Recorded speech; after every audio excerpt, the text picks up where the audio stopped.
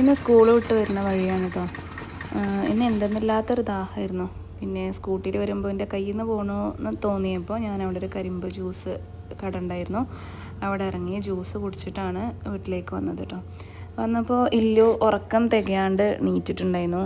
അപ്പോൾ അതിൻ്റേതായിട്ടുള്ളൊരു കുറുമ്പ് ഉൾക്കുണ്ട്. അപ്പോൾ ഞാൻ പിന്നെ വേഗം ഫുഡ് കൊടുത്തു.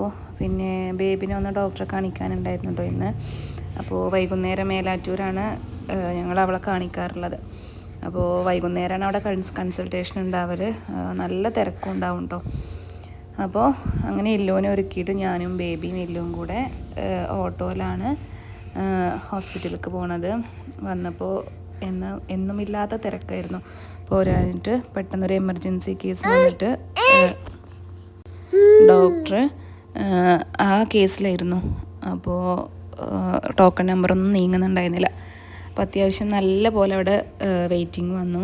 ഞങ്ങൾ വന്ന ഓട്ടോക്കാരന് വേറൊരു ഓട്ടോ ഉണ്ടെന്ന് പറഞ്ഞിട്ട് ഞങ്ങളവിടെ ഇറക്കി ഒരു പോവുകയും ചെയ്തിട്ടുണ്ടായിരുന്നു. പിന്നെ ഡോക്ടറെ കണ്ട് മരുന്നൊക്കെ വാങ്ങിയിട്ട് ഓട്ടോ കിട്ടണമെങ്കിൽ മേലാറ്റൂർക്ക് നടക്കണം.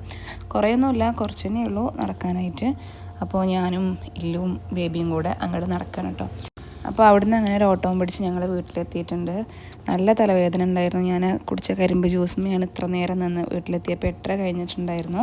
പിന്നെ നല്ലൊരു സ്ട്രോങ് ചായയും ചോറൊക്കെ കഴിച്ചിട്ട് അങ്ങനെ